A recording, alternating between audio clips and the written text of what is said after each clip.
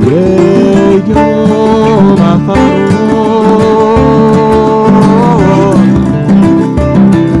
ותשחק ליום האחרון יננאי נננאי יננאי נננאי יננאי נננאי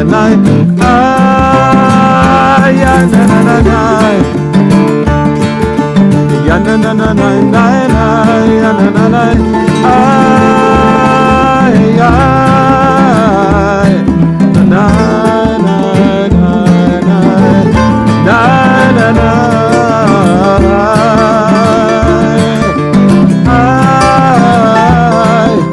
ya na na na na ay ya na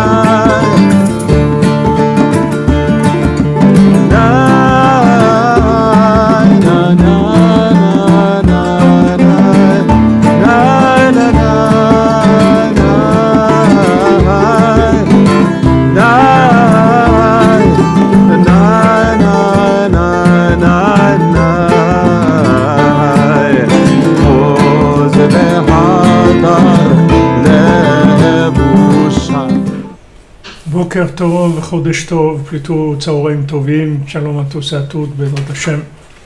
On vous souhaite une excellente journée, j'espère que tout va bien, qu'il y a des bonnes nouvelles pour tout le monde.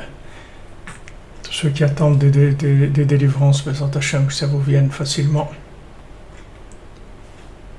Sotra Beno. Voilà, on avance pour Hashem.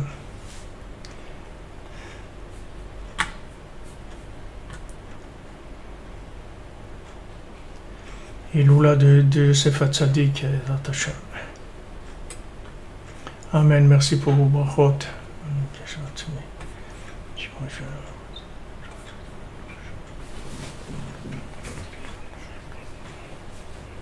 Très bien le voyage, merci. Amen, tout s'est bien passé. Bon, Hashem, Refoua Shlema, Yeshua, Tzlacha, Chava Evelyn, Bat Denise.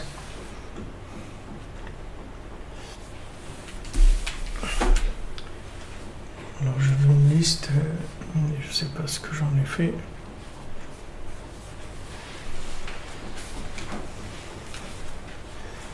Alors, Bezrat Hashem, on continue dans notre Kitsour sur la Torah 54, et Refoua Shlema pour Manuel Ben Daniel.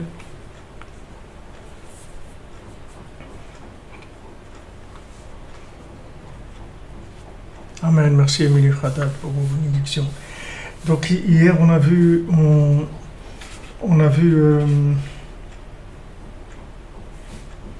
שכל העולם הזה הוא התלבשות מדרגות תחתונות קדושה, הינו בחינת רגלים של הקדושה, בחינת אף שאין התגלות מתלבש בעצם בזה כי היא מהרה שמהיה בבחינת רגלים, אבל בחינת רגלים מתגלים בעצם בזה העולם, וגם אחר כך מבאר עצם להמשיך המוחין שבראש להעמיק מחשבתו להגדיל בינתו.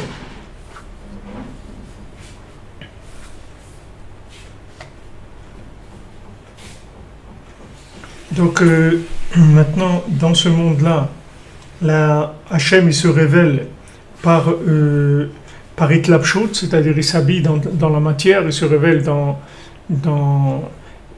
la matière, c'est-à-dire il ne se révèle pas bien sûr directement, mais il va se révéler à travers la matière. Donc c'est ça le principe du Koach Hamdameh, que tout le principe de l'imagination, si vous voulez, il va être basé sur ça.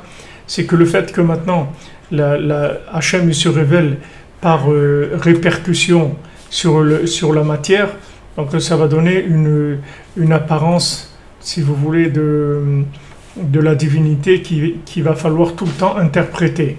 Leulin Shmat Reini Rachel Bat Yaakov Frima Nissim ben Perla Yitzhak ben Jaja Shmoleh Isaac ben Tamar Eliezer ben Etia Kol HaYeshuot Bezrat Hashem. Esther Bat Bert, qu'elle réussisse dans tous ses projets. Baruch Hashem. Leilou Nishmato de Ruben Salomon Chaim ben Sofir de Rezala. Toutes les refouot Chaim Edmond Mimoun ben Léa Hanari Ani Esther Bat Julie Rezala. Isaac ben Simcha, Simcha bat Nuna, Robert Rubin, Masliar ben Kamisar, Barajaj, Yaakov, Shlomo ben Louisa, Esther Bracha, bat Saouda, Yitzhak, Amram ben Saouda, Yehuda ben Zare, Esther et Mesouda, bat Zora, Levi Yitzhak ben Ru, Batia bat Linda, Esther bat Louisa, Tzipora bat Dada, Arifwa Shlema Aaron ben Rivka. Ouais, Baruch Hashem, et Nissim Beniflot, tout avance de façon extraordinaire. Alors, donc, le fait que maintenant, le Hachem il se révèle par une répercussion dans le monde de la matière, donc ça veut dire qu'il va y avoir un besoin d'interprétation. C'est-à-dire que les choses ne vont pas être évidentes, et il va falloir à chaque fois interpréter. On ne pourra pas avoir la chose directement. Il n'y a que Moshe, il n'y a que le tzaddik, que lui, il est avec Zéa Davar, c'est-à-dire lui, il voit la chose exactement comme elle est. Nous, on la voit toujours par un reflet dans la matière. Donc bien sûr, selon notre attachement à la matière, selon le fait qu'on est soudoyé par la consommation avec la matière, donc l'interprétation, elle va être plus ou moins faussée selon notre niveau de pureté et de Birur Amedamé, de tri dans l'imagination. Donc Rabbeinu il nous dit qu'il faut attirer les mouchines, c'est-à-dire il faut attirer la véritable vision de la chose à travers l'esprit, c'est-à-dire l'esprit, les mouchines, c'est la vision de l'âme. C'est-à-dire que quand on se connecte avec le tzaddik, alors on acquiert des mouchines, c'est-à-dire des visions qui sont déjà triées, qui sont déjà dans la bonne interprétation, de manière à ne pas tomber dans l'imagination.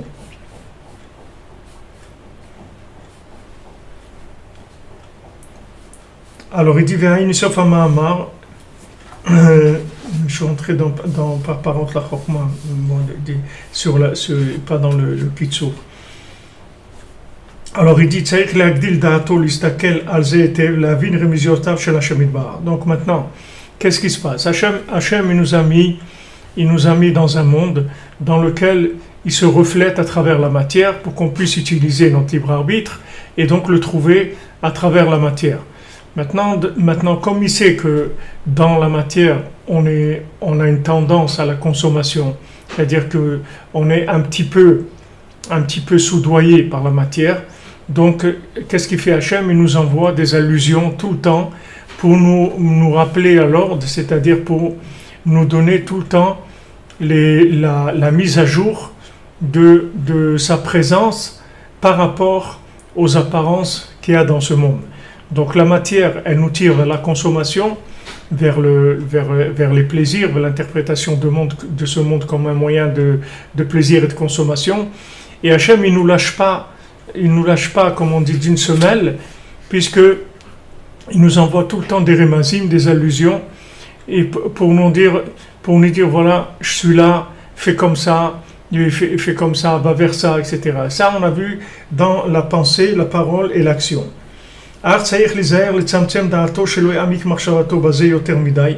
Donc Beth il dit il faut faire attention de contracter sa conscience, de ne pas aller trop loin dans l'approfondissement de l'interprétation des allusions pour ne pas sortir des limites de la Kedusha. C'est-à-dire si quelqu'un maintenant il rentre dans ces analyses-là des allusions d'Hachem, et il fait que ça, c'est-à-dire il va approfondir là-dedans en disant qu'est-ce que ça veut dire ça, qu'est-ce que ça veut dire telle chose, il va essayer de trouver des interprétations de tous les chiffres qu'il voit, de toutes les plaques d'immatriculation, à chaque fois qu'il voit quelque chose, il va essayer d'interpréter, etc. Il risque de sortir complètement, de dérailler complètement, c'est-à-dire de sortir des limites de la Kedusha. C'est pourquoi? Parce que maintenant sa pensée, elle risque d'aller dans des chakirot et des bilboulim. C'est-à-dire il risque d'arriver à des questions et des analyses qui vont dépasser complètement le niveau qui lui est attribué, qui lui est permis.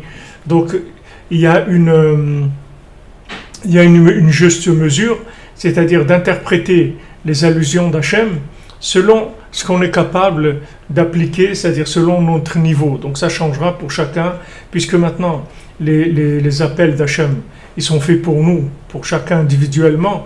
Donc ça veut dire qu'ils sont entièrement adaptés à notre niveau, à chacun. Donc il ne faut pas dépasser dans l'interprétation des allusions d'Hachem, ne pas rentrer dans de la chakira ici des bilboulim, il dit. D'accord, de ne pas aller au-dessus de sa madriga. C'est-à-dire notre niveau à nous, c'est qu'on a nos problèmes, on a nos limites, on a là où on est dans l'addiction, et que maintenant on doit essayer de résoudre nos problèmes par rapport à ça. Et c'est pas la peine de rentrer dans essayer de comprendre des analyses, qu'est-ce qui se passe là, à tel niveau, ou à tel niveau, est-ce que le Mashiach il est déjà là, ou il est pas là et tout. Notre problème, c'est pas tellement si le Mashiach il est là ou il est pas là, le problème c'est que chaque jour on doit faire ce qu'on a à faire par rapport au service divin. Maintenant, quand le Mashiach il va être là, et tout le monde va être au courant. Pas besoin de commencer à analyser des choses et dire puisque maintenant il y a eu ça, alors sûrement ça veut dire que Mashiach il est bas derrière, etc. Même à l'époque de Rabbeinu, les élèves ils ont dans l'année Tesha, c'est-à-dire Tafshin Aïn, ils ont cru que c'était la Yeshua, que c'était la Géoula et tout. Rabbeinu il a dit que c'est pas encore le moment et Rabbeinu il n'était pas tellement enthousiaste de ces recherches, de comprendre des choses, etc. Alors que nous, on a un travail journalier, on est des travailleurs journaliers, on travaille à la tâche, on est des travailleurs journaliers. Donc pour notre travail de la journée, Hachem va nous envoyer des allusions pour nous dire s'il faut tourner à droite, s'il faut tourner à gauche. C'est un GPS qui est adapté à notre vie. C'est sûr qu'il y a des GPS de niveau plus élevé, mais ça ne nous concerne pas. C'est-à-dire, si maintenant il existe un GPS pour les astronautes, ok, c'est pour les astronautes, mais ce n'est pas pour nous. Nous, on doit remplir notre travail journalier par rapport à ce que Hachem nous envoie chaque jour et notre travail chaque jour. Et ça va amener le Mashiach, ça va amener la délivrance, ça va amener toutes les bonnes choses, les Hachem. Afilu mishodea mevin ramazim mikol advarim, afilu midvar chol.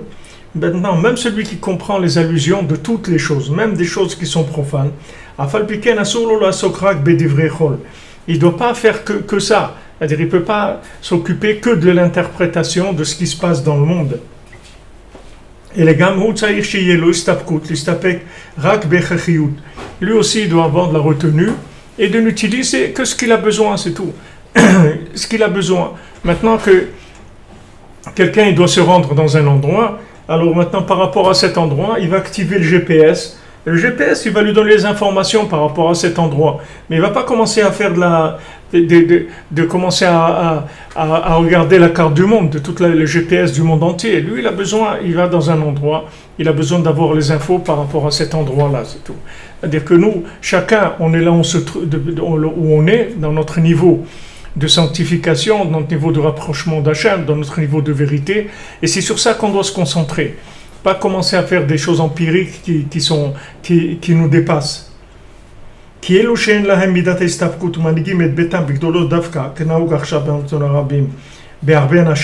Maintenant, ceux qui n'ont pas de retenue et qui conduisent leur maison avec des choses qui sont extravagantes, comme malheureusement il y a beaucoup aujourd'hui comme ça.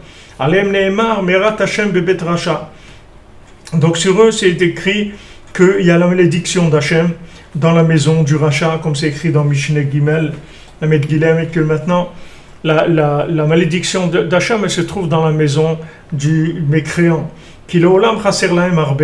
Parce qu'il leur manque toujours des choses. Le ventre des méchants, il est toujours manquant. Mais les tzadikim, ils se contentent de ce qu'Hachem leur donne. Que c'est écrit que le tzadik, lui, se contente de ce qu'Hachem lui donne.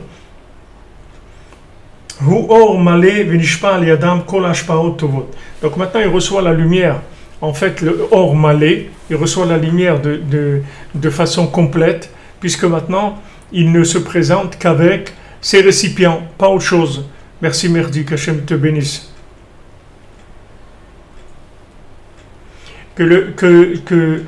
Si vous voulez, quelqu'un il a un récipient, d'accord? Si quelqu'un il a un récipient qui contient 1 litre, Donc il vient avec son récipient d'1 litre, il remplit 1 litre et il rentre chez lui, c'est tout. Et celui qui a 10 litres, alors il remplit 10 litres. Mais si maintenant je viens, je veux prendre beaucoup de choses, alors qu'en fait mon récipient c'est 1 litre, alors je vais complètement arriver à une frustration permanente. Je vais toujours être en train de courir, à chercher encore plus de compréhension, encore plus de choses. Alors que, bon, Hachem, j'ai tout ce qu'il faut pour pouvoir avancer. Donc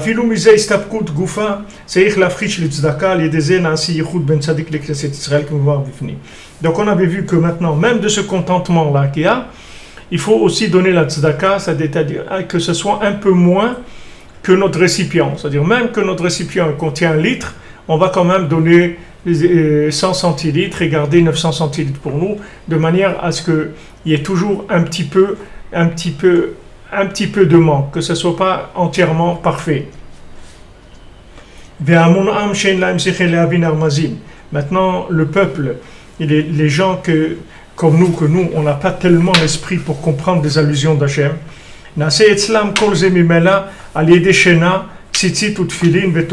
Donc chez nous, ça se fait automatiquement par le sommeil, par les tzitzit, les tfilin et la Torah. Et ou bien quand on lit Kriyat Shema aussi, pour les gens qui sont au niveau que de lire du Kriyat Shema. Alors en lisant le Kriyat Shema, avec eux, il va y avoir automatiquement la connexion qui va se passer et ils vont recevoir les allusions traduites à leur niveau.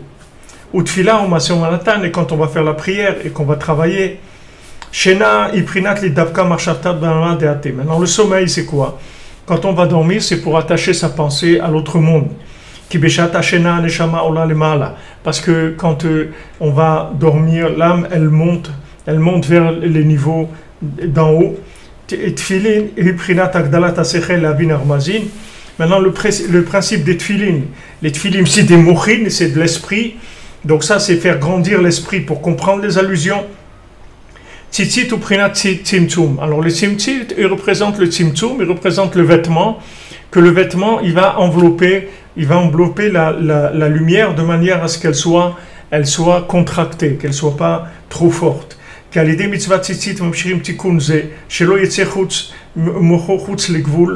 Parce que grâce à la mitzvah de tzitzit, on attire cette attitude-là, qui est que l'esprit ne sorte pas en dehors des limites, et chez Magdil Da'ato Lavin Armazim, quand il essaye de comprendre les allusions d'Hachem. Valken tzitzit kodem les tfilin, c'est pour ça que d'abord on met les tzitzit, après on met les tfilin. Kisrichim le taken mikodem amochin, shelo yetzechutz amoachutz lagvul, parce que d'abord il faut réparer l'esprit de manière à ce que l'esprit ne sorte pas en dehors des limites, et après on peut commencer à réfléchir sur les allusions qu'Akadosh Baruch Hu nous envoie, qui sont le principe des tfilin. Torah ou prinatis tapkut, et la Torah elle représente la retenue, parce que la Torah s'appelle l'arbre de vie, des mazon le koulabé, qu'il y a de la nourriture pour tout le monde dans la Torah. C'est-à-dire que maintenant la Torah, ce sont des mesures. Toute la Torah, ce sont des shiurim. C'est-à-dire la Torah, elle donne des shiurim de temps, des shiurim de poids, des shiurim de quantité. La Torah, elle parle toujours en shiurim, c'est-à-dire en mesure. C'est-à-dire que toute la halakha, ce sont des mesures. Il y a des mesures pour chaque chose. À partir de 30 grammes de pain, alors on fait comme ça. Maintenant, il y a le Shabbat qui rentre, il y a le jour, la nuit, la fin du Kriyat Shema. C'est-à-dire toutes ces tzimtzumim-là, en fait, ça nous donne de la retenue. Et même dans le limud de la Torah, lui-même, c'est-à-dire quand on étudie la Torah elle-même, c'est-à-dire qu'on étudie Mamash la Torah, il faut aussi avoir de la retenue, que les familles, Balbet et Adam, Macherotse, l'ilmod de Termidaï. Parce que des fois, ça trouble la personne quand il veut étudier plus que ce qu'il ne faut, qui roé chez Echarbe l'ilmod, parce qu'il voit qu'il y a beaucoup de choses à étudier. Verotse l'ilmod kol la Torah al regel echad, et il veut étudier toute la Torah sur un seul pied. Ou Mahmadze ou Nitbalbel meod. Et à cause de ça, il est mis de balbel beaucoup, ça va le troubler énormément.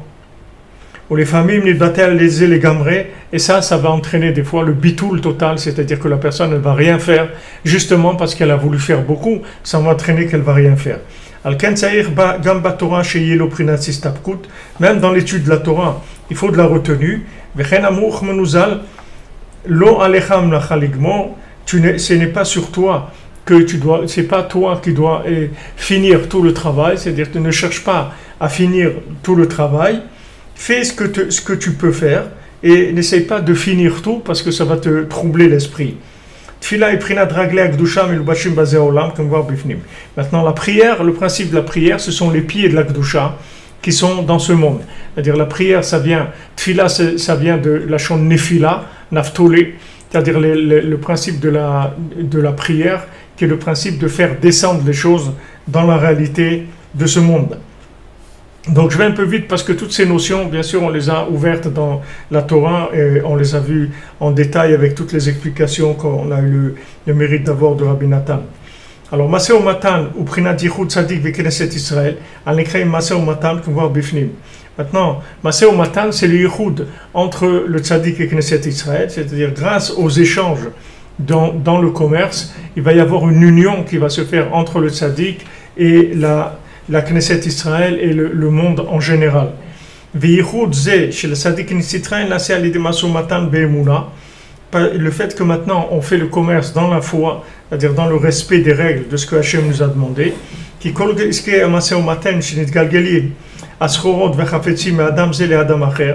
parce que maintenant tout le fait que les marchandises elles passent d'une personne à une autre, tout c'est selon les éléments spirituels qui se trouvent dans la matière, où les familles et des fois il y a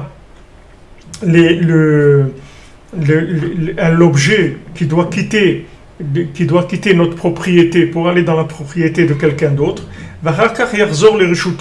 Après la chose elle va revenir dans sa propriété. Tout selon combien il y a d'étincelles qui se trouvent dans cette chose-là. Et selon les parties de l'âme, du nefesh ruach neshama, c'est-à-dire de l'âme animale, du souffle et de la neshama, de l'âme que chacun a à chaque instant. C'est-à-dire que maintenant, l'évolution des parties de l'âme qu'on reçoit, selon le service qu'on va faire d'Hachem, alors on va recevoir une plus grande bande passante de notre âme, c'est-à-dire on va être plus connecté à l'âme. Alors si on est plus connecté à l'âme, on va agir différemment dans les objets matériels aussi, c'est-à-dire qu'il va y avoir des objets qui vont rentrer dans notre vie ou des objets qui vont sortir de notre vie. Il va y avoir des choses qui vont rentrer dans notre vie parce que maintenant on est arrivé au niveau de pouvoir extraire la spiritualité qu'il y a dans cet objet-là grâce au niveau d'âme qu'on a. Maintenant, quand il y a un niveau d'âme plus bas, alors il y a des objets qui sont trop forts, si on veut, dans la spiritualité qu'ils contiennent. Donc ces choses-là, elles vont nous quitter momentanément, après elles reviendront. Ou bien elles ne reviendront pas, et puis elles iront après chez quelqu'un d'autre qui va continuer le travail par rapport à ce que lui, il est. Parce que chaque chose, elle a plusieurs étincelles de divinité dedans. Et c'est possible que quelqu'un, par exemple, il a acheté une voiture, après il va la revendre, et après la personne à qui il a revendu l'a utilisée 6 mois, après il va la vendre encore quelqu'un d'autre, tout selon les énergies spirituelles qu'il y a dans la chose. Elle va desservir le premier, après quand il a fini, elle va aller chez le deuxième, et le troisième, etc. Mais en fait, toutes ces reventes-là qui se font, c'est uniquement pour permettre d'amener la spiritualité chez chacun des propriétaires au moment où il est capable d'élever, c'est-à-dire de connecter cette chose-là. Qui en litrok et achat beshum davar. Parce qu'il ne faut jamais être dorek et achat, c'est-à-dire jamais il faut vouloir quelque chose de façon insistante dans le domaine de la matière. Beshum davar litrok atzmo beyoter, jamais pousser trop pour vendre ou pour acheter spécialement à ce moment-là cette chose-là, parce que qui est lechol chefetz, parce que chaque objet il a un moment, c'est-à-dire que chaque chose elle a un moment, et quand on voit que c'est pas le moment, alors c'est pas le moment, c'est tout, on attend et ça va venir le moment. Maintenant, même si on a besoin, c'est-à-dire on peut avoir un besoin, mais il faut être capable de gérer la lumière qui se trouve dans cette chose-là. Même si on a un besoin, le besoin ne suffit pas pour traduire nos capacités d'intégration, de gestion de la chose. On peut sentir un besoin de quelque chose, et quand maintenant on va vouloir rentrer dans l'application, c'est-à-dire mamash, vouloir obtenir cette chose-là, on va voir que des fois c'est difficile, des fois que on n'arrive pas, c'est difficile, etc. Alors il faut pas s'en faire. C'est-à-dire il faut laisser la chose venir. Il faut, comme le fruit d'un arbre, il faut qu'il soit mûr. Il faut qu'il soit mûr. Rabbeinu l'a mis en garde de ne pas manger des fruits qui ne sont pas mûrs, parce qu'il dit quand le fruit n'est pas mûr et qu'on le mange, alors le fruit se nourrit de notre nefesh à nous, parce que comme il n'a plus d'énergie de la terre, il a été coupé de l'arbre, donc il prend l'énergie de l'individu lui-même, et chas v'shalom, ça peut lui arriver des choses très graves quand il mange des fruits qui ne sont pas mûrs. Donc ça c'est pour un fruit, parce que le fruit, du fait qu'il n'est pas à maturité, il continue Ouais, vous avez raison, Jonathan et Joël, je parle un peu vite, c'est vrai, ça va un peu un peu vite. Alors, c'est-à-dire que maintenant, si vous voulez, il y a des objets qui se présentent à nous, et maintenant, il y a le contact, si vous voulez, de la proposition avec l'objet, parce que maintenant, cet objet-là, on a décidé que maintenant, il va rentrer dans notre vie, on en a besoin, ok, cet objet va rentrer dans notre vie. Mais maintenant, le fait que cet objet va rentrer dans notre vie, on en a besoin maintenant, ça ne veut pas dire que c'est précisément maintenant qu'il doit rentrer. C'est-à-dire qu'il va rentrer au moment où il doit rentrer, de manière à ce que les énergies qu'il y a dans cet objet, elles soient bénéfiques. Elles soient bénéfiques. Donc, comme on a vu pour la princesse, c'est-à-dire que maintenant, c'est vrai que lui, maintenant, il a décidé d'aller délivrer la princesse. Et ça, c'est le but de sa vie. Et sur ça, il n'y a aucun doute. Mais maintenant, comment il va faire pour la délivrer? À quel moment il va la délivrer? Ça, c'est autre chose. C'est-à-dire comment la chose, elle va venir dans une harmonie dans le temps. C'est-à-dire comment la chose va venir dans le temps, mais de façon harmonieuse. C'est-à-dire de façon que cette chose-là, elle amène une plénitude. Quand est-ce qu'elle va amener une plénitude? C'est quand la lumière, elle va correspondre aux récipients qui vont l'accueillir. C'est-à-dire quand les énergies, elles vont arriver dans un endroit où elles peuvent être accueillies et développées et donner de la vitalité. Donc maintenant, qu'est-ce qui se passe? C'est que Hachem, pour gérer nos capacités d'intégration de la chose, il nous fait des freins par rapport à la chose. C'est-à-dire que des fois, on veut quelque chose, et cette chose-là, ok, on a décidé qu'on va l'acquérir, on en a besoin, etc. Ça veut dire que maintenant, cette énergie, elle doit rentrer dans notre vie. Mais maintenant, quand elle arrive dans le temps, c'est-à-dire il y a un moment où on doit accueillir la chose. Et avant ça, c'est pas bon, parce qu'on ne va pas être capable d'intégrer ces choses-là.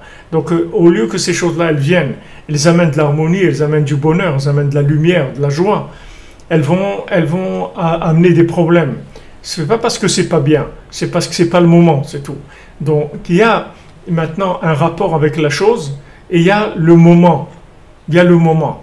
Comme les Meraglim, quand ils ont été visités Eretz Israël, c'était pas le moment pour qu'ils aillent faire une analyse d'Eretz Israël. Ils étaient pas capables.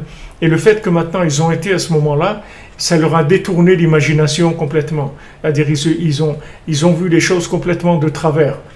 Alors que c'était pour eux, il n'y a pas de problème, c'était pour eux, Eretz Israël.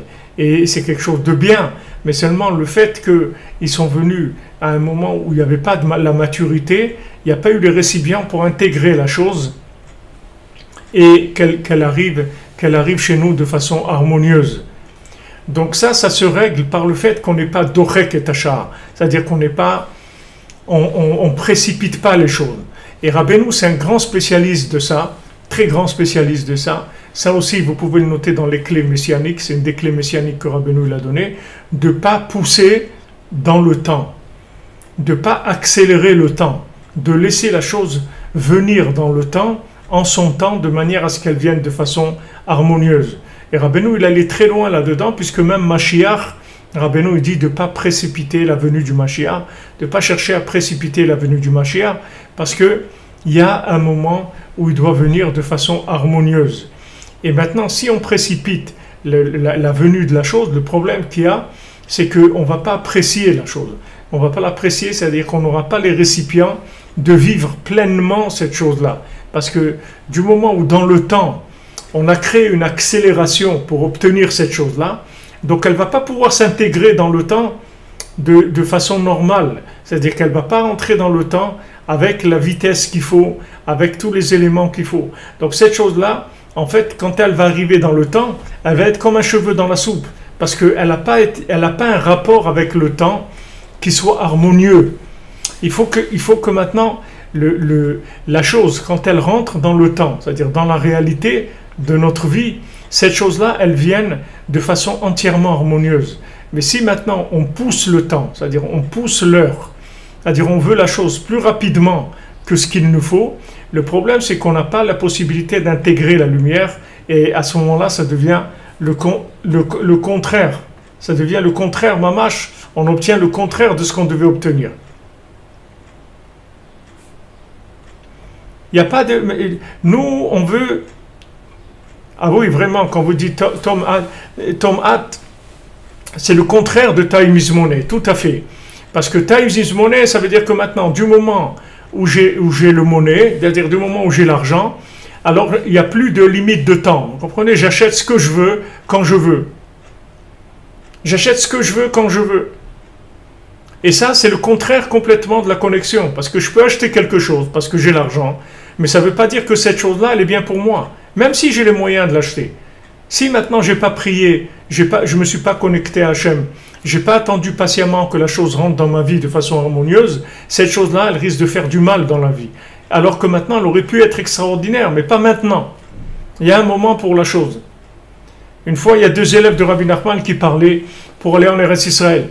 Alors, il disait, il y en a un qui dit...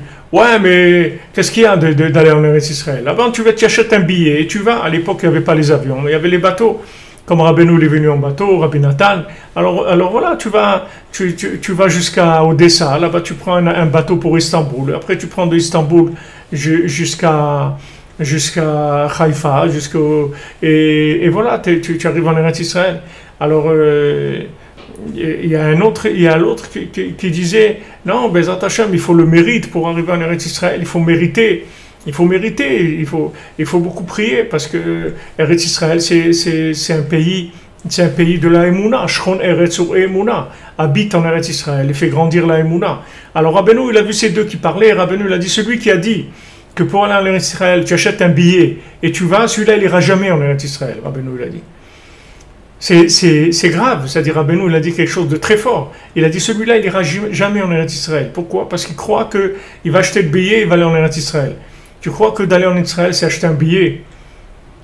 Rabbeinu dit, Eretz Israël, c'est la Emouna. Eretz Israël, ça s'acquiert par la Emouna. Et combien de gens me demandent tout le temps, ils me disent, voilà, Rabbi Frère, on veut monter en Israël, on veut monter...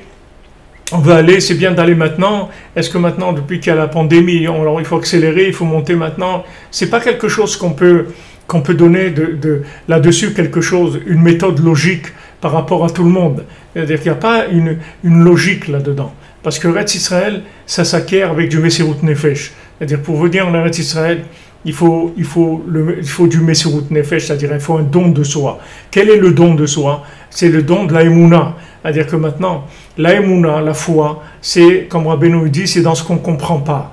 C'est-à-dire que quand maintenant on ne comprend pas quelque chose, alors on a la foi. Maintenant, la foi, c'est un don de soi. C'est-à-dire quand vous faites confiance à quelqu'un, en fait, vous faites le don de vous-même à la personne. D'accord? C'est ça, confiance. Faire confiance à quelqu'un, c'est en fait vous donnez à cette personne-là. C'est-à-dire que quand vous avez la Emouna, vous vous donnez. Comme il écrit pour Abraham Avinu, que Abraham Avinu, Vayamin Bachem, Abraham Avinu, il a eu la Emouna dans Hachem, Vayarchevehu l'Tzdaka, et Hachem, il lui a considéré comme de la Tzedaka, c'est-à-dire la Emouna. C'est comme s'il faisait une Tzedaka à Hachem. Donc maintenant, la Emouna, c'est un don de soi, d'accord? Maintenant, quand vous parlez de don de soi, il n'y a pas de logique. Toute la raison maintenant de la Emouna, c'est que justement, logiquement, on ne comprend pas. Alors maintenant, Eretz Israël, il n'y a pas quelque chose de logique. C'est-à-dire, vous ne pouvez pas donner à quelqu'un une logique. Et vous verrez tous les gens qui parlent pour la Aliyah, des gens qui sont dans la Torah, je parle de gens qui sont branchés sur la Torah, et qui essayent de conseiller aux gens. Alors vous allez avoir un côté ou un autre Mais les gens, ils vont pas avoir une méthode qui va arriver à une maîtrise totale de la chose. Quand quelqu'un il va vous demander est-ce que je dois faire la Aliyah ou pas, vous ne pouvez pas lui répondre logiquement. Pourquoi? Parce que justement, tout le inyan de la Aliyah, c'est quelque chose qui n'est pas logique. Donc il n'y a pas de réponse logique. Donc quelqu'un, quand il vous demande est-ce que je dois monter maintenant, dans une semaine, dans un mois, un truc, je ne sais pas. C'est un don de toi. Est-ce que tu es prêt à te donner? Maintenant, ça, ce n'est pas quelque chose de logique de faire un don de soi. De se donner, ce n'est pas quelque chose de logique. Il faut aimer, il faut avoir envie. Il faut être prêt aussi. Et il faut calculer son coût aussi. Parce que des fois, on croit qu'on est capable de faire don de soi. Et on n'arrive pas. On n'arrive pas à faire don de soi. C'est-à-dire que quand on arrive à l'engagement, ça devient très difficile. Donc on ne peut pas dire à quelqu'un, voilà, logiquement, fais comme ça et comme ça. Parce que justement, tout le inyan d'Eretz Israël, ce n'est pas logique. C'est avec de la émouna, avec de la foi. Et maintenant, le niveau de foi de chacun, ce n'est pas quelque chose qui se mesure. Il n'y a pas d'appareil. Ce n'est pas comme l'appareil là, ils vous mettent pour voir la température. Il n'y a pas la température de la émouna de chacun. On ne sait pas combien il est dans la émouna. Mais par contre, maintenant, quand il va être en Eretz Israël, il va avoir beaucoup d'épreuves d'émouna. Maintenant, s'il n'est pas au niveau, alors ça va être très très difficile pour lui. Parce que, est-ce qu'il est au niveau de la Emouna? C'est-à-dire qu'en Eretz Israël, c'est sûr qu'il va avoir des épreuves de Emouna, c'est-à-dire des épreuves de foi. Maintenant, on ne peut pas dire à quelqu'un, logiquement, voilà, tu vas faire comme ça, tu vas faire comme ça. On ne sait pas. On ne sait pas. C'est pour ça qu'on va conseiller aux gens de prier au maximum, de demander à Hachem, et que Hachem, il les éclaire. De la même manière que maintenant, les Meraglim, ils ont vu Eretz Israël de travers. Maintenant, il y a des gens qui peuvent voir de Eretz Israël d'un côté qui est trop bon enfant. C'est-à-dire que le côté, ouais, c'est la terre promise, les gars, on y va, et puis c'est tout, et ça va être super, et c'est tout, il n'y a pas de problème, on y va, et tout. Mais ça aussi, c'est des Meraglim, hein, mais à l'envers. C'est les Meraglim à l'envers. C'est-à-dire que quand ils ont vu que les Meraglim, ce que Hachem il a décidé à cause des Meraglim, ils ont dit non, ça y est, on y va tout de suite, ça y est, on y va. Moshe Rabbeinu a dit non, maintenant vous allez nulle part, vous restez tranquille, parce que ça ne va pas marcher. Et ceux qui ont essayé d'aller, ils se sont fait tuer par Amalek. Donc, alors vous allez dire, mais voilà, ça y est, ils ont dit on y va et tout. Non, c'est pas maintenant qu'il fallait dire on y va. Et on y va, il fallait dire quand Hachem, il t'a dit d'y aller, à ce moment-là, il fallait y aller. Mais maintenant que tu as vu que c'est un problème, et que à cause de ce problème-là, tu vas monter en Eretz Israël, il faut faire très attention, parce que tu risques d'avoir des problèmes beaucoup plus grands que le problème qui t'a poussé à aller en Eretz Israël. On ne monte pas en Eretz Israël parce qu'il y a de l'antisémitisme, ou parce qu'il y a de la pandémie, ou parce qu'il y a... On monte en Eretz Israël parce que c'est venu le moment de la maturité, de cueillir le fruit. Et ça, c'est très personnel, très intime, et c'est chacun à voir avec lui-même, avec sa famille, avec tous les éléments qu'il a, et prier beaucoup, sans se rouler. Il y a les Meraglim, d'extrême gauche, il y a les Meraglim d'extrême droite. Mais les deux, c'est des Meraglim. C'est-à-dire ceux qui poussent à fond, c'est aussi des Meraglim. Parce que qui est-ce qui te dit? Et si cette personne-là, elle ne tient pas, c'est toi qui vas prendre la responsabilité des conséquences. D'où tu sais qu'il va tenir? C'est une terre de Emouna. D'où tu sais qu'il va avoir la Emouna dans les épreuves qu'il va passer? D'où tu as une garantie? Donc Rabbi nous dit, on ne donne pas de conseils, on ne dit rien. Celui qui veut monter en Eretz Israël, on prie pour lui, on le bénit, et on lui dit de prier beaucoup, de demander beaucoup à Hachem, qui lui indique si c'est le moment pour lui ou pas. Mais il n'y a pas de logique pour se rendre compte qu'on est prêt ou pas. C'est quand vous allez démouler le gâteau, vous saurez. Mais quand vous allez démouler le gâteau, c'est trop tard. On ne peut plus redevenir au niveau de la farine et des œufs et tout. C'est fini. Il n'y a plus de farine, il n'y a plus d'œufs, il n'y a plus rien du tout. Maintenant, c'est un gâteau. Oui, il est bon ou il n'est pas bon, c'est tout. Mais c'est-à-dire que cet engagement-là, c'est quelque chose de personnel.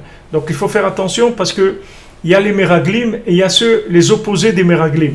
Il y a l'extrême gauche et l'extrême droite. Alors, il y a des gens qui poussent énormément, qui disent « Allez, il faut y aller, il faut y aller ». Il faut y aller, ouais, c'est l'Aliyah, c'est le moment, voilà, un truc et tout. Mais ces gens-là, vous n'allez pas les trouver après quand vous aurez un problème. Ce n'est pas eux qui vont venir vous aider.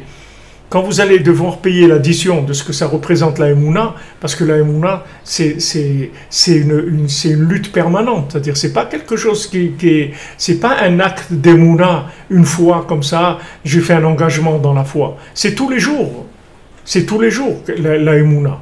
Est-ce que maintenant cette personne, elle va tenir tous les jours dans la Emouna?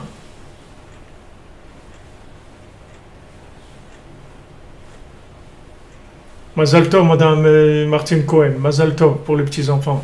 Qu'Hachem les bénisse, qu'ils soient en bonne santé, la maman aussi, Bezat Hachem. Que tout aille très bien. Voilà. Oui, c'est vrai dans Libre Arbitre que dans Emouna, il y a le mot Ouman. Tout à fait. Parce que la Emouna, Refoua et Yeshua Shlema Yitzhak.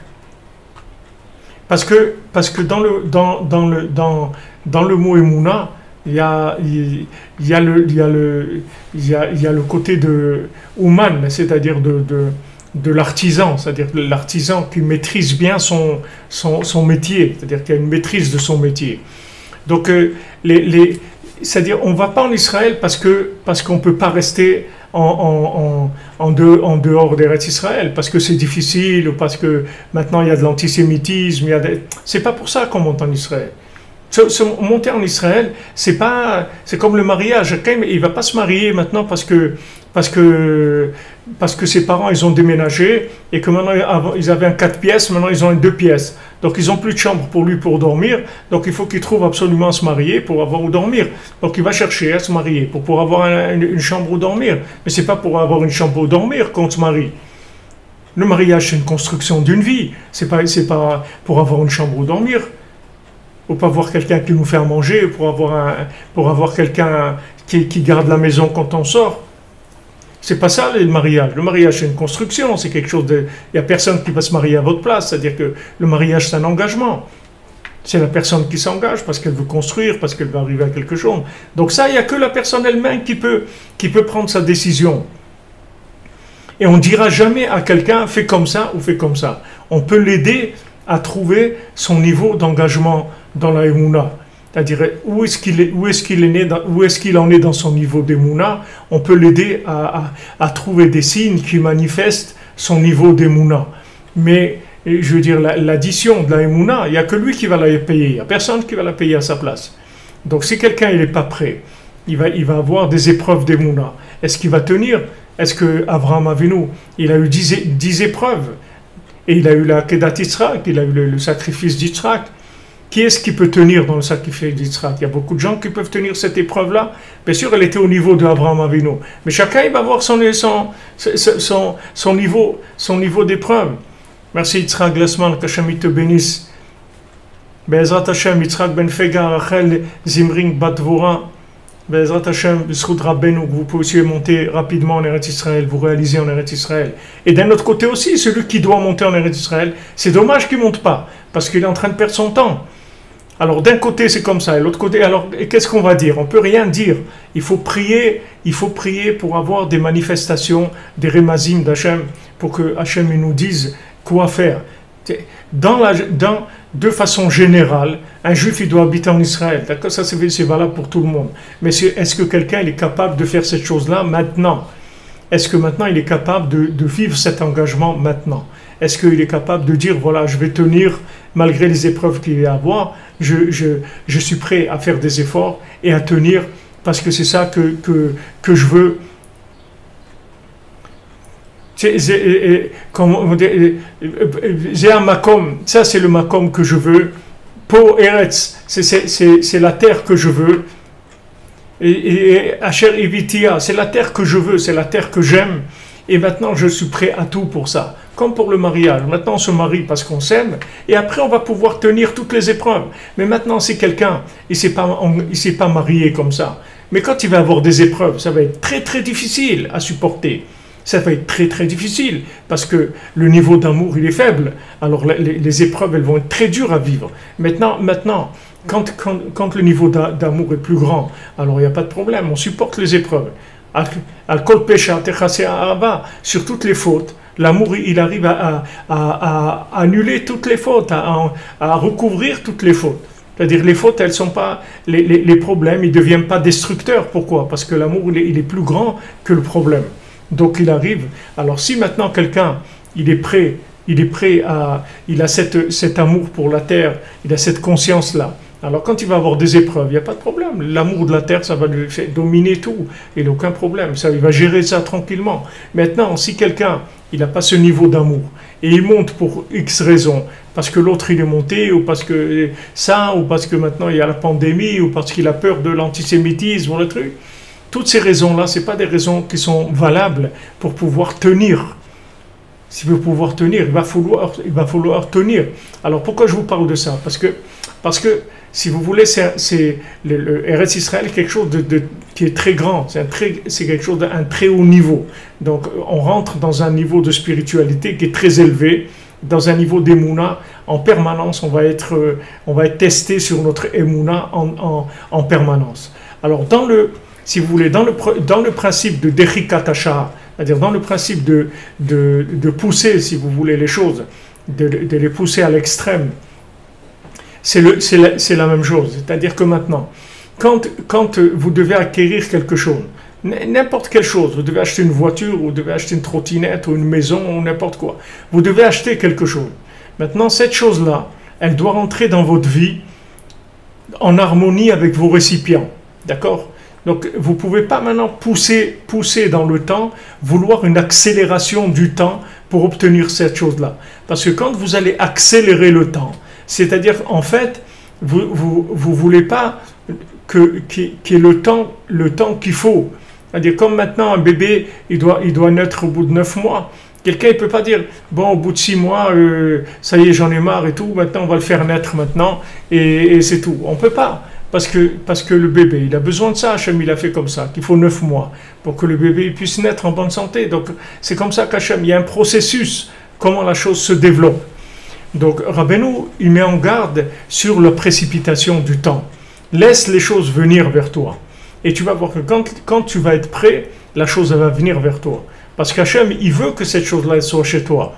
Parce qu'elle va t'enrichir spirituellement. Elle va t'amener des choses extraordinaires. Mais seulement laisse-la venir. Parce que quand tu vas la laisser venir, tu vas l'acquérir dans de l'harmonie, avec des récipients qui vont donner des résultats extraordinaires. Alors que maintenant, la même chose, si tu la prends prématurément, le rapport avec cette chose-là, il peut être très très difficile. Et au lieu que cette chose-là va te donner de l'énergie, elle peut te donner le contraire. Uniquement parce que tu as voulu précipiter. Donc Rabbeinu, il est très très à cheval sur ça. Il a beaucoup parlé de ça. Il y a beaucoup d'enseignements de Rabbeinu sur le principe de ne pas précipiter le temps, de ne pas créer des accélérations de temps. Parce que l'accélération de temps, si vous voulez, c'est comme de la avoda zara, c'est de l'idolâtrie. C'est-à-dire que la personne, elle veut obtenir la chose malgré que Hachem, il a donné un temps pour cette chose-là. Maintenant, tout le monde entier, avec la avoda zara de la productivité, de l'ère industrielle et tout, ils ont créé des choses où ils font des accélérations pour la reproduction des poules, pour les œufs, les trucs, ça, des engrais pour que la terre elle produise plusieurs fois plus que ce qu'elle doit produire, etc. Et ça crée des choses qui rendent les gens fous. Parce que quand quelqu'un, après, il mange ces choses-là, qui n'ont pas grandi de façon naturelle, c'est-à-dire avec le rythme qu'Hachem a donné. L'homme, il va accélérer le rythme. Et il croit qu'il va accélérer le rythme, alors il va avoir plus. Mais pas du tout. En accélérant le rythme, tu vas avoir moins, pas plus. C'est-à-dire que maintenant, quand tu as mangé 3 œufs d'une poule qu'on l'a boostée, on l'a droguée pour qu'elle puisse avoir une quantité d'œufs beaucoup plus grande que ce qu'elle doit pondre normalement. En fait, quand tu vas manger ces 3 œufs, tu n'as même pas mangé un œuf. Tu n'as rien mangé du tout. Tu as mangé quelque chose qui est le résultat d'une accélération de tout et qui a perdu toute l'énergie qu'elle avait. Maintenant, dans notre vie, tout est comme ça. C'est-à-dire, il faut vouloir, il faut prier, et il faut laisser les choses venir. Il faut faire attention que quand on utilise les mains, c'est-à-dire quand on utilise les notions de temps, elles soient en harmonie avec nos récipients, de manière à se voir la chose dans la joie, dans le bonheur, et que la chose elle rentre vraiment dans notre vie, avec tous les atouts qu'il faut, avec toutes les merveilles que Hachem il a voulu nous donner. Donc ça, c'est une clé que Rabbeinu parle beaucoup de ça. Et maintenant, si on a un doute, alors dans le doute, abstiens-toi, on attend, c'est tout. S'il y a un doute, on attend gentiment. Et on prie, et on prie. Maintenant, si tu veux créer, si tu veux augmenter la vitesse de maturité, c'est-à-dire si tu veux rendre mûre la chose plus rapidement que le rythme qu'elle a normalement, alors il y a une méthode, c'est la prière, c'est tout. Avec la prière, tu accélères le processus de maturité de la chose. C'est-à-dire, même si une chose, d'après tes récipients maintenant, elle devait venir dans 6 mois, alors cette chose-là, le fait que tu as prié, elle peut venir dans 3 mois, elle peut venir même dans 1 mois, parce qu'avec la prière, en fait, tu as créé des récipients plus grands. Donc, comme tu as créé des récipients plus grands, tu peux vivre la chose sans que la chose, elle te fasse mal. Que la chose, elle va arriver dans un milieu harmonieux.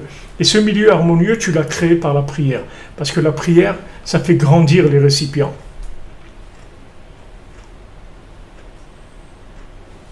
Voilà, merci Romain. L'attente des justes, c'est que de la joie.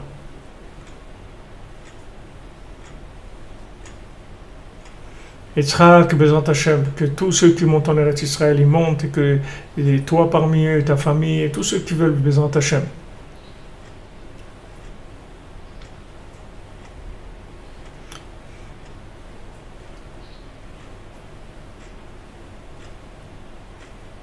Voilà, exactement, Ruben Echaïk, c'est exactement ce que vous donne l'exemple d'Adam Arishon, tout à fait, Adam Arishon. Maintenant, on lui a dit, tu manges pas. Et il aurait attendu un petit peu, quelques heures, il aurait fait kidouche sur ce fruit-là. Donc cette chose-là, elle n'était pas interdite. Maintenant, on lui a dit c'est interdit. Mais ça ne veut pas dire que c'est interdit pour l'éternité, c'est interdit dans ce laps de temps. C'est-à-dire l'interdiction, elle était par rapport au temps. Et quand maintenant il est rentré dans un niveau de conscience plus élevé que le Shabbat, ça est devenu une mitzvah, cette chose-là. C'est-à-dire que ça, c'est que toute notre vie, elle est gérée comme ça. C'est pour ça qu'il faut faire attention à tout le temps prier sur ce qu'on va faire.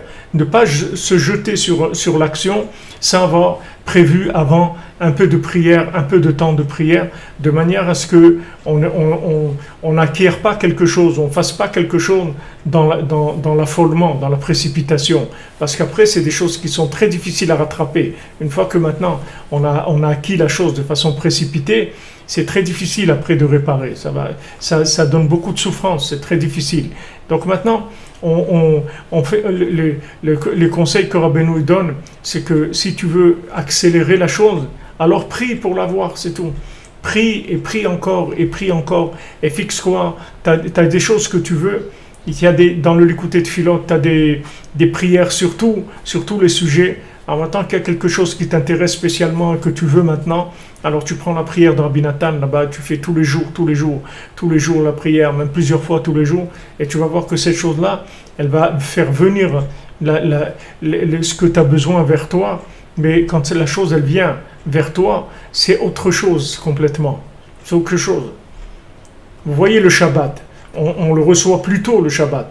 Maintenant, dans le monde par exemple, on reçoit Shabbat 18 minutes avant le coucher du soleil, d'accord? Mais maintenant à Jérusalem, c'est 40 minutes avant le coucher du soleil qu'on reçoit Shabbat. Parce que le Shabbat de Jérusalem, c'est un Shabbat. Et le Shabbat d'une autre ville d'Israël, c'est un autre Shabbat. Et le Shabbat du monde, c'est un autre Shabbat. Donc maintenant à Jérusalem, le Shabbat, il est très fort. Donc on ne peut pas le recevoir en dernière minute. Il faut le recevoir plus tôt. Il faut le recevoir plus tôt, c'est-à-dire il faut le préparer à avance, il faut le recevoir plus tôt. On peut pas 18 minutes avant, c'est pas assez. Donc on le reçoit 40 minutes avant le coucher du soleil. Parce que plus la Kedusha elle va être grande, et plus l'attente elle va être grande. C'est-à-dire plus on va attendre pour recevoir cette chose-là. Parce que cette période-là d'attente, c'est la période où on reçoit en fait les récipients pour pouvoir apprécier la chose. Donc dans la présence disparue, maintenant le fait que le roi, il a dit quelque chose, l'otov, que le lotov il te prenne, et qu'elle est partie. En fait, ce lotov-là, il est né en fait de la précipitation, si on peut dire entre guillemets, d'Hachem pour créer le monde. Mais il n'y avait pas une autre possibilité. Pour créer ce monde-là, c'était obligé de créer une précipitation, parce que il y avait l'infini et le fini. Donc de passer de l'infini au fini, ça ne pouvait pas se faire avec du temps, parce que le temps n'existait pas. Donc ce collage entre l'infini et le fini, c'est ça qui a créé l'otov, qui a créé le mal. Et ce mal-là, justement, il s'alimente de toute la précipitation qu'il y a eu au départ de la création du monde. Et dans notre vie, c'est la même chose. C'est-à-dire que le mal qu'il y a dans notre vie, il s'alimente de la précipitation qu'on a eue par rapport aux choses qu'on a acquises. Même que ce soit le mariage, même que ce soit des choses qui sont très grandes, il faut les préparer. Il faut se préparer et il faut les préparer, ces choses-là.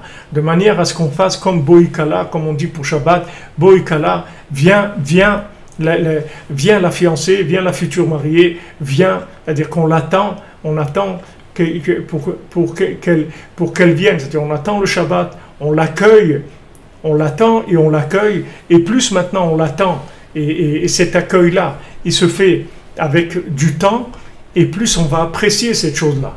Et si maintenant on ne prend pas le temps de préparer par l'attente la réception de la lumière, alors après il va falloir gérer la lumière une fois qu'on a consommé déjà, on est dedans, il va falloir gérer la lumière, et là ça devient très difficile, très désagréable et très amer. Très amer. C'est comme le crédit, c'est-à-dire qu'une fois que vous avez acheté votre frigidaire à crédit, maintenant le temps que vous allez le payer, il va falloir presque le changer, le frigidaire.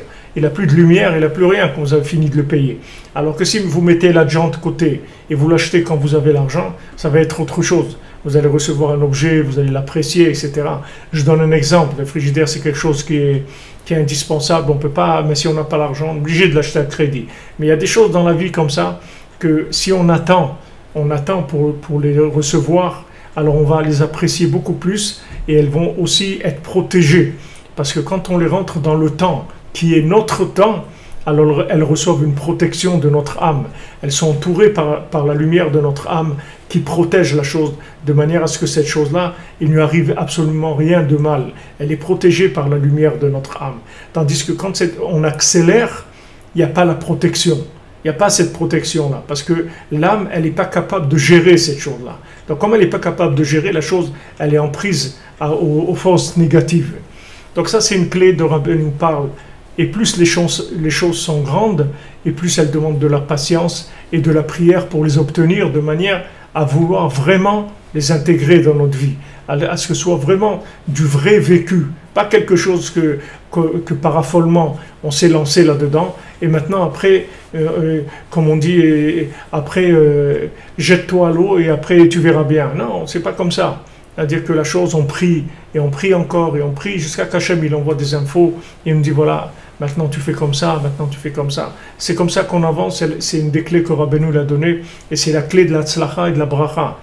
Parce qu'ici il dit que mamash, c'est la malédiction, c'est-à-dire que maintenant chez le rachat, c'est Me'erat Hashem, la malédiction, elle est dans la maison du mécréant, dans la maison du méchant. Il y a la malédiction d'Hachem. Pourquoi? Parce qu'il est tout le temps en train de vouloir acquérir des choses au-dessus. Il ne regarde pas du tout ses récipients. Il cherche juste à acquérir encore et encore et encore. Donc ça lui amène le contraire de la bénédiction. C'est Chas Shalom. Donc la bénédiction, elle vient quand la chose vient dans son temps. Quand la chose vient dans son temps, elle vient en harmonie. Et là, il y a toutes les brachot, puisque la chose, elle est connectée, Bézant Hachem. Ouais, c'est la génération micro-ondes, comme vous dites, c'est tout notre truc, malheureusement, tout notre système. Voilà, merci pour le proverbe. Romain, heureusement qu'on est avec nous. La malédiction de l'Éternel est dans la maison du méchant, mais il bénit la demeure des justes.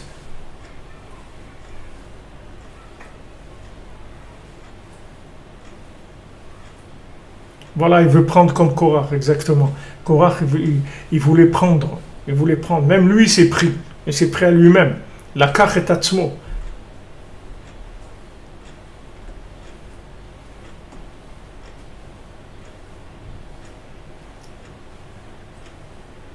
Voilà la petite voix que vous avez à l'intérieur, qui est le résultat de vos prières, votre recherche.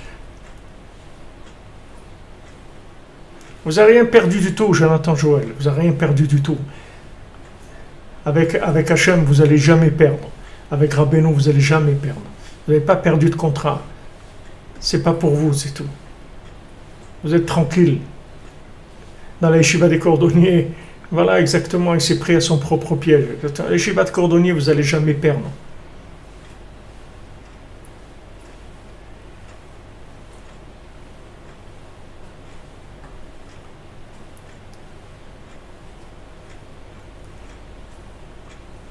Vous allez voir, vous n'allez rien perdre. Si ce contrat, vous allez de vous rappeler, vous ramener quelque chose, vous allez avoir 10 fois plus. Ne vous inquiétez pas. Jamais vous allez perdre. Avec Rabbeinu, jamais vous allez perdre. Voilà. Des gagnants. Tout le temps, vous sortirez gagnant. Vous sortirez toujours gagnant. Celui qui fait tout patiemment, avec la prière, il est toujours gagnant. Toujours vous serez gagnant. Vous n'allez jamais perdre. Vous allez voir, il y a des choses que vous avez l'impression que des gens, ils avancent plus vite que vous. Vous allez les trouver après sur le bord de la route, dans un parking, dans une voie de garage. Ils ont voulu aller vite, mais vous allez voir que le temps, il les rattrape. C'est ce qu'elle dit la Torah. Celui qui veut accélérer le temps, il est rattrapé par le temps. Le temps, il le rattrape et lui enlève la chose. Alors qu'il voulait se battre contre le temps. Mais c'est le temps qu'il a gagné. Tandis que quand ça vient dans l'harmonie, il y a une maîtrise de la chose, totalement. La chose, elle est complètement intégrée, elle ne peut plus bouger après. Ça y est, elle est là, il n'y a plus de problème. Alors, Bezat Hashem, Chodesh Tov, les amis, Zrichou Torat Moshe Tammuz, Baruch Hashem Ashrenu. Et voilà, on est ensemble à Ouman et on avance, on est connecté sur Ouman. Et Bezrat Hashem, on avance, on se retrouve ce soir pour le Sipurim Asiot, Bezrat Hashem. Celui qui a fait confiance à Hashem, il a jamais perdu. Vraiment jamais perdu. Vraiment. Parce qu'Hachem, il a une maîtrise du temps, complètement. Vous voyez même les Loul Nishmat Mesoda Bat Simcha. Vous voyez même David Ameler, il a appris toute la Torah en une nuit avec Shmuel Hanavi. Il lui a appris toute la Torah en une nuit. Donc il n'y a pas de notion de temps. Il y a une notion de maturité, de faire les choses avec lumière et récipient en harmonie, Bezrat Hashem. Merci les amis, merci d'être là, on avance. Une bonne santé pour tout le monde, tous ceux qui ont besoin, Bezrat Hashem, de ce que vous avez besoin, une délivrance dans tous les domaines. Et voilà, on s'approche, Bezrat Hashem, on s'approche. Rabbeinu, il a dit, il a terminé, il va terminer, vous ne faites pas de soucis. On va y arriver à cette fin-là, dans la joie, dans le bonheur, on va y arriver.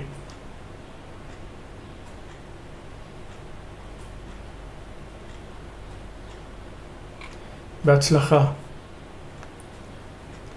Des bonnes nouvelles, oui.